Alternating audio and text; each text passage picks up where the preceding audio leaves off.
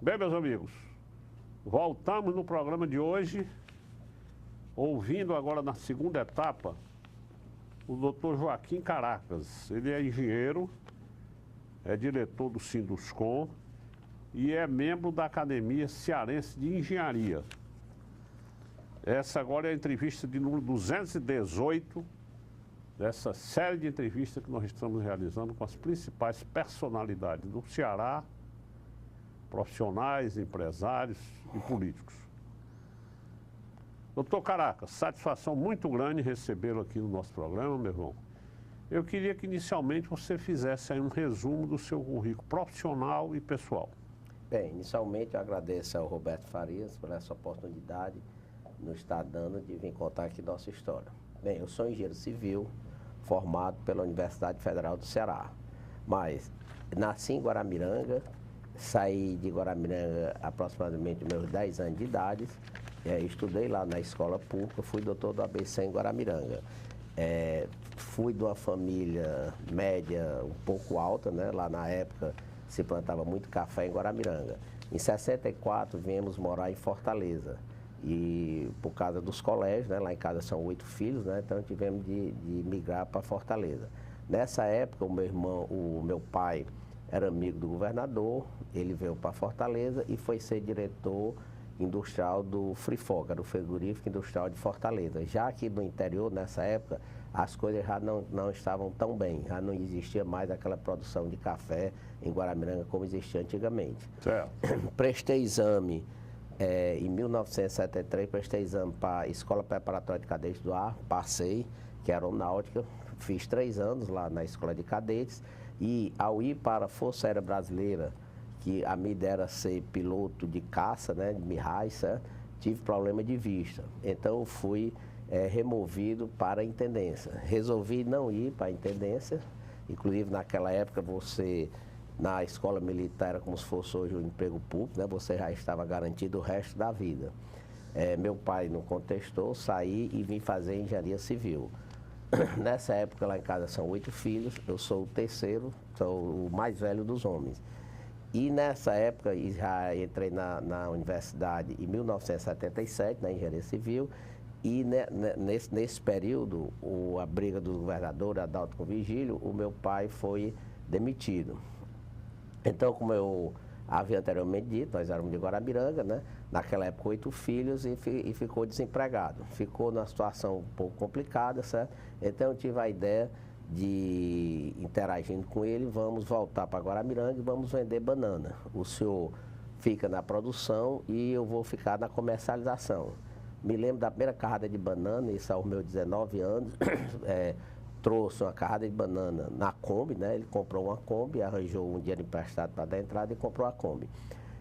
Essa primeira carrada de banana foi complicada vender, certo? Eu me lembrava o seguinte, ainda vai ter, agora tem a prestação, né, da Kombi. A primeira, a segunda, né? Naquela época, na engenharia civil era um curso muito complicado para passar, na época era até bem mais difícil que medicina, né? Então, era um curso mais difícil da universidade. Eu me lembro da nossa época, para passar para a engenharia, precisava fazer 5.800 pontos, para a medicina 5.200. Então, eu já, chegando naqueles bodegueiros, eu já usava o título, né, de acadêmico de engenharia, para me ajude, que eu não estou fazendo engenharia, preciso da sua ajuda, certo? E tivemos uma ideia... Quer dizer que naquela época você já era estudante de engenharia? Já estudante de engenharia. Você logo, foi vender as bananas? Vender as bananas. Logo quando eu retornei da escola, né, da escola de cadete, coincidiu... E como é que você conciliava a faculdade com essa venda de banana? Como é que você fazia? Tinha de dar o jeito, né? Cansei de sair da faculdade, aí ia direto para Guaramiranga, às vezes levar alguns colegas, que foi muitas vezes comigo, foi o Ivan Ari, que hoje é dono da construtora Ática, né? Certo. E ia me ajudar, né? Vamos ali, né? E assim a gente ia levando. Mas tivemos uma ideia, naquela época as frutas eram muito maltratadas, certo? Então tivemos a ideia de comprar aquelas caixas plásticas, certo? Lá nós fizemos um estanque, tirava a banana com todo cuidado, né? Os burros com aqueles caçoados, né? Era todo forrado. Lavava-se a banana e encaixava nas caixas. E já deixava ela pré-amadurecer lá, né? Ela vinha quase já amarela. Então a qualidade, a nossa, porque naquela época, vender banana como se diz, é mais barato que banana no final de feira, né? Realmente era complicado. Mas é como nós começamos a ter uma ideia de prezar pela qualidade, né?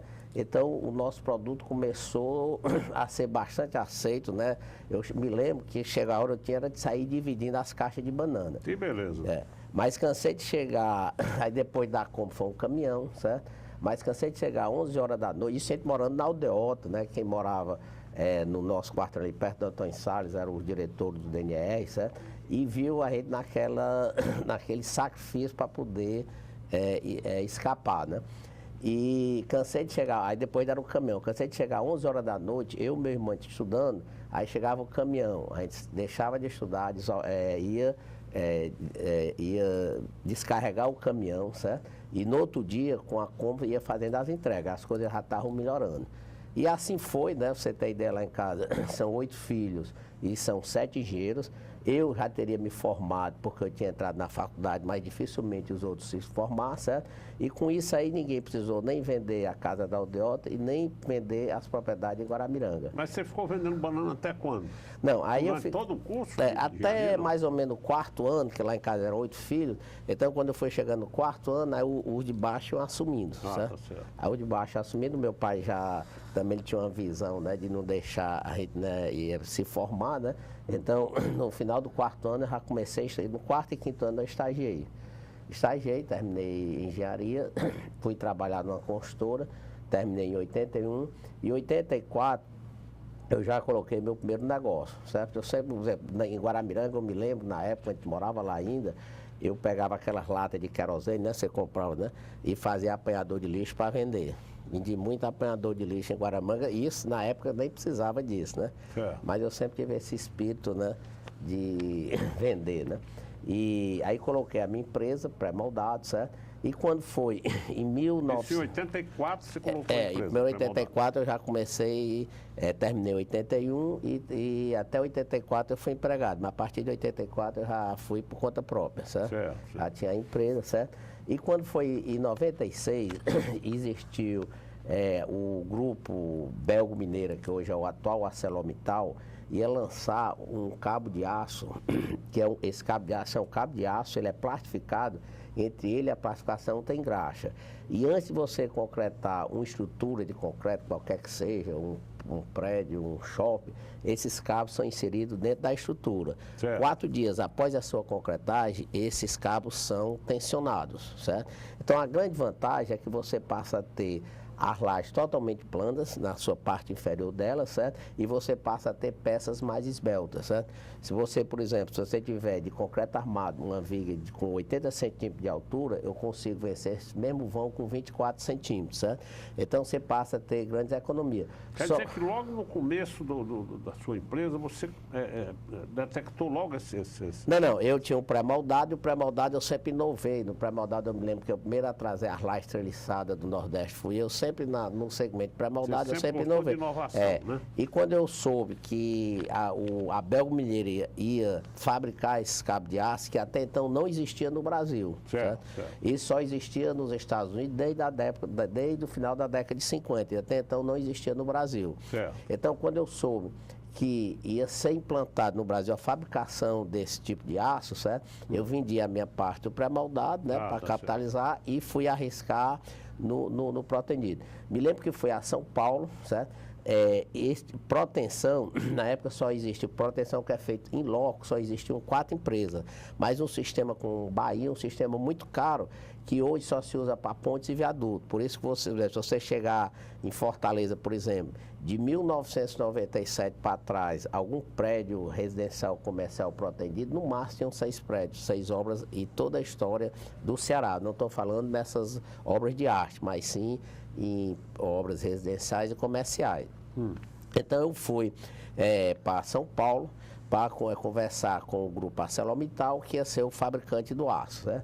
Estive lá, até então só existiam 4 empresas de protendido, certo? E fui lá conversar com eles para a possibilidade de eu ser uma empresa de proteção. Mas antes eu já resolvi ir, vendi a minha parte e já fui... Essas 4 empresas já estavam fazendo concreto protendido? Protendido, mas não com esse cabo de aço plastificado. Certo. Sim com o sistema ainda que só se aplica em pontes e viadutos. Se você fosse aplicar em obras comerciais, residenciais, shopping, eram obras muito caras, certo, que não se aplicava. A ponte de viaduto é porque você não tem opção.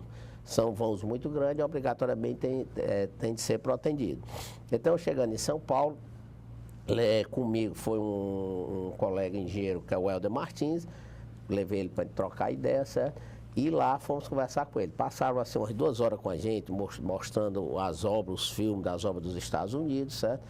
E quando ele mostrou tudo isso, eu falei que a partir daí ia colocar uma empresa para aplicar esse material no Brasil. De imediato ele disse que não aceitaria, porque era um sistema novo, certo? Para você ter ideia, na época ainda não existia nem na norma brasileira a proteção com a cordoalha engraxada.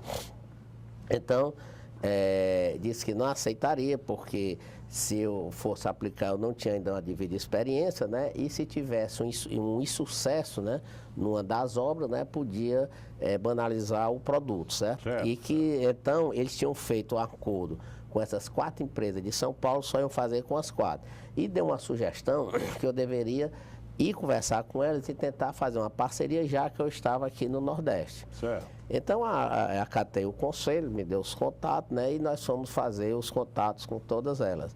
E já tinha conversado com 3 e nenhuma concordou, certo? A última a conversar com ela foi a MAC, que era no Rio de Janeiro. Me lembro como se fosse hoje, ele marcou 8h30 da manhã no Rio, 7h30 a gente já estava lá. Na hora que nós fomos conversar com ele, animado, agora vai dar certo, né? Já que ele marcou no Rio, né? Ele não descartou, é porque ele tem interesse, né? Que nós vamos ser um parceiro dele. Então, chegamos lá 8h30, a primeira coisa que ele disse, rapaz, isso aí não presta. Isso aí não é viável, isso aí só vence vãos até 6 metros, certo? Isso aí não tem o menor sentido. Aí, tudo bem, fomos embora. E depois nós fomos descobrir que o problema é que a preocupação deles, eles fizeram um acordo com a ArcelorMittal, mas passaram a boicotar. Que eles tinham uma preocupação, se esse sistema entrasse no Brasil, né, iam existir novos concorrentes. Por enquanto, no Brasil só existiam uns 4, certo? E a cordoalha engraxada era um sistema muito mais simples de aplicar do que eles aplicam hoje em pontes e viadutos, certo? Então, aí fomos, eu estava lá em Copacabana, né? Aí o nosso voo só era meia-noite, chegamos lá no hotel, era 10 horas, aí fomos para a praia. Aí tomamos a primeira cerveja e eu disse, rapaz, eu tive uma ideia. Rumo aos Estados Unidos. Eu já não tinha mais opção, porque eu já tinha vendido a empresa. Vamos aos Estados Unidos. Eu sei que o Helder falou, rapaz, você está ficando doido? Cara, eu não, pai, lá nos Estados Unidos é que tem. E eu dei a sorte, que como eu falei anteriormente, que eu tinha feito a escola de cadetes, a escola preparatória da aeronáutica, eu tinha um colega que estudou comigo lá e que naquela época ele estava morando, era engenheiro, ele também tinha saído, tinha feito engenharia e estava morando nos Estados Unidos. Certo. Então, no dia seguinte, no outro dia eu estava em Fortaleza, a minha primeira providência foi ligar para ele, que é o Marcos Bruno Vitoriano de Azevedo, certo? Liguei para ele, contei a história e pedi a ver se ele procurava alguma empresa que pudesse dar um respaldo técnico, né, para poder executar esse serviço aqui no Brasil.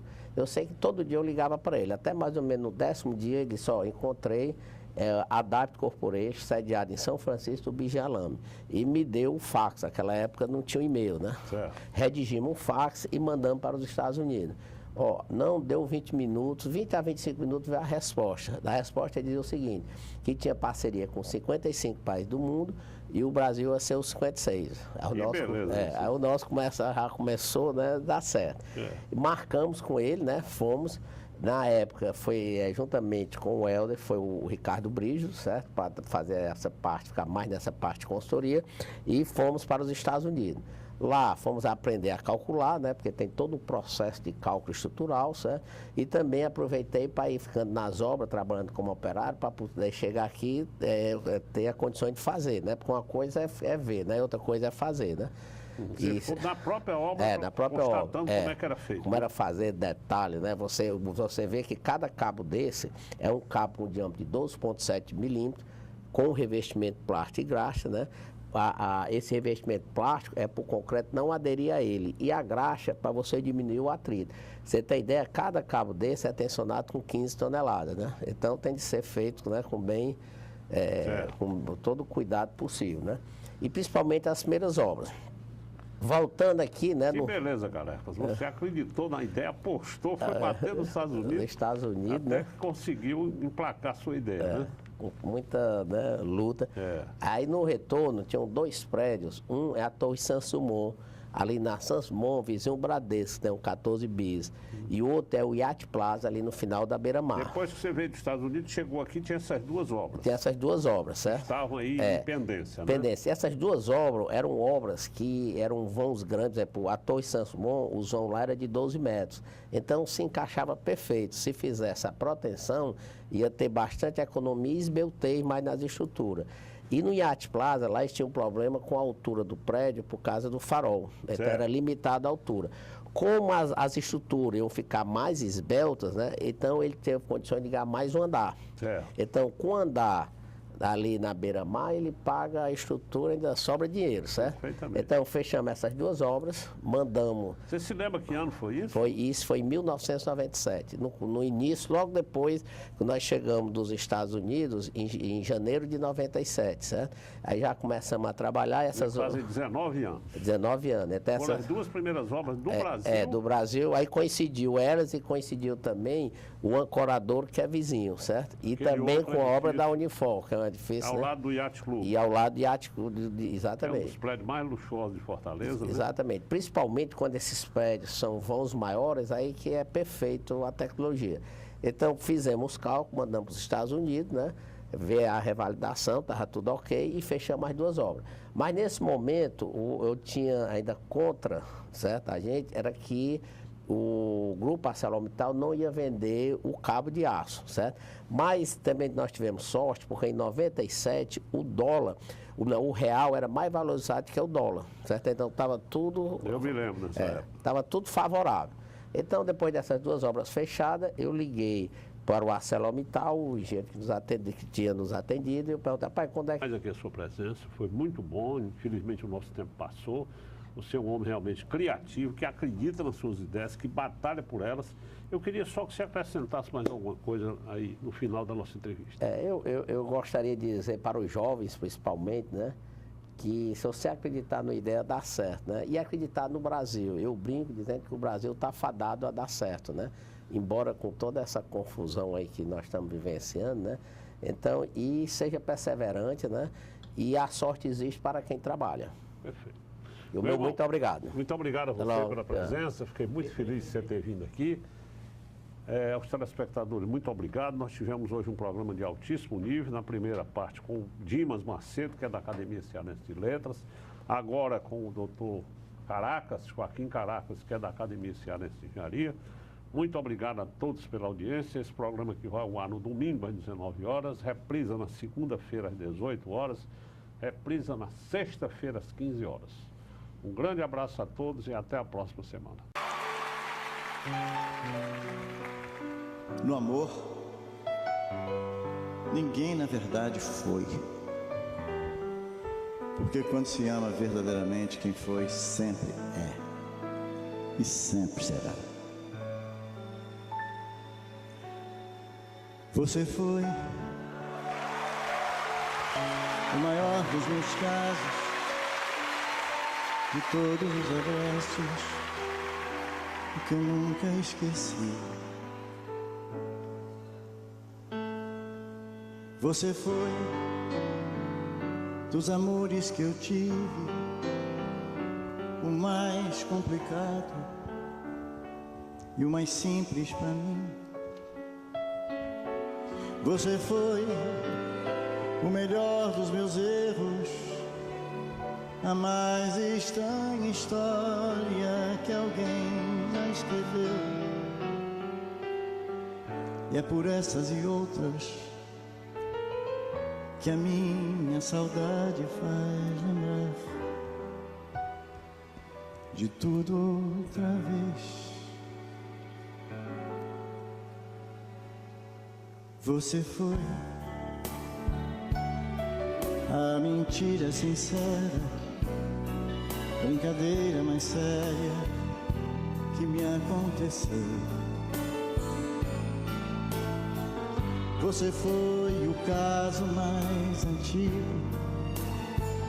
e o amor mais amigo que me apareceu,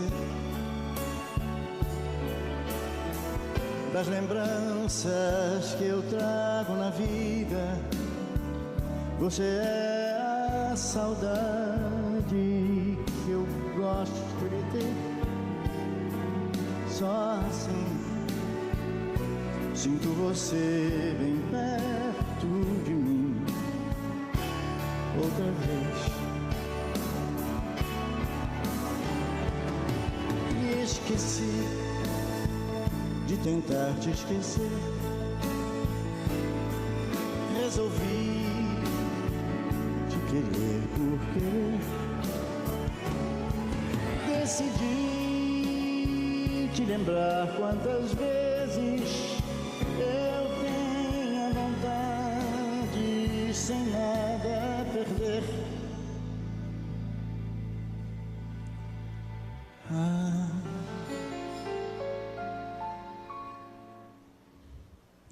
Você foi toda a felicidade, você foi a maldade que só me fez bem. Você foi o melhor dos meus planos e o pior dos enganos que eu pude fazer. Das lembranças que eu trago na vida, você é a saudade que eu gosto de ter. Só assim sinto você bem perto de mim. Agora uma pausa. Respira. Outra vez.